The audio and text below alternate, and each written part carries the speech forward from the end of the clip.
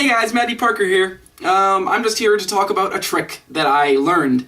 This is not only the trick, it's also my opinion on how people rated the trick.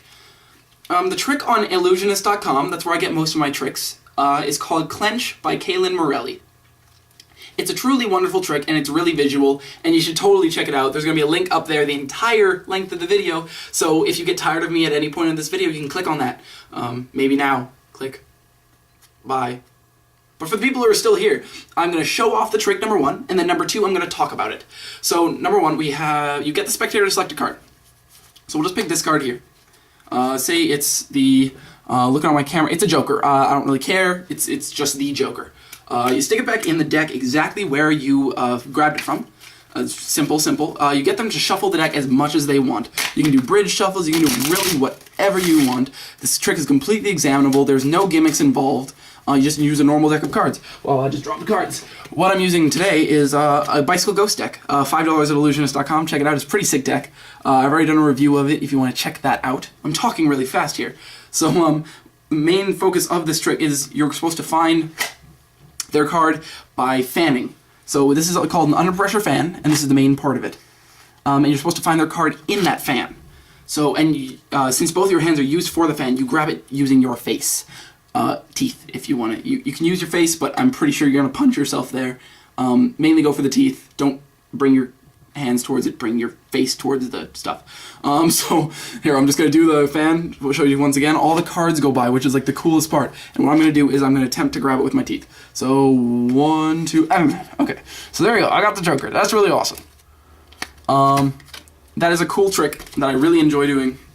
If you want to find out how it's done, I'm not going to teach you because that's copyright infringement. We got the trick up there in the buy it, $8.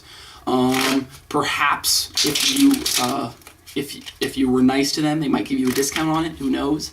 But it's downloadable, so you just instantly to your computer. Now it's not a very hard trick. I'll tell you that already. However, the trick on illusionist.com, the actual trick page of it, because I wanted to see how much people liked it. Apparently, people didn't like it too much, because it's got 3.5 out of 5. I had never seen the rating before, so I had no idea before I bought it. But people actually had the gall to comment that it was too hard, that the video and the instruction required you to know too much. I think that's a tad ridiculous. I think it requires you to know basic things. Like, first of all, it requires you to know a spring. A spring is bending the cards forward and pushing them out. You don't even need to know how to do a good spring for this, because it's a totally different move. The second thing he said you needed to learn, which you really don't, I didn't know how to do this when I did, is a pressure fan. Now a typical fan is, here I'll try and show from this angle. A typical fan is just you move it like so. You just take your thumb or your finger, I like to use my finger, and you see cards, is push it that way. Simple. That's a fan. Now a pressure fan is you're actually taking your hand, your two fingers right here, and you're grabbing the side of it, and you're pushing them forward whilst flipping them around into a fan formation. So up front it's going to look like this. So you're bending it around, and that's a simple pressure fan. My pressure fans are still bad. They're pretty difficult to get perfect. But you don't need to know the pressure fan. I was just doing that for pure demonstration. Then you put those two together, you push from the side, and you have the cards flying by, which is cool, because from the front it looks like so. It looks like all the cards in the entire deck are going past, except for the bottom one, because that stays stationary the entire time. Now, this is a cool trick. I really love it, but people are downvoting it because they can't do it. If they were downvoting it because it's difficult to do in front of a spectator because of angle problems, or it's because the effect isn't getting quite the reaction that they want, or if it's because it requires too much setup, or anything like that, I would totally understand. Like, it's your opinion, it depends on your style, but if you really genuinely have a reason for not liking the trick, go for it. I don't care. That's fine. But just because it requires you to know too much basics, I would say, it requires you to know too much, and it's too hard. The under pressure fan, without knowing the pressure fan first, took me 2 hours.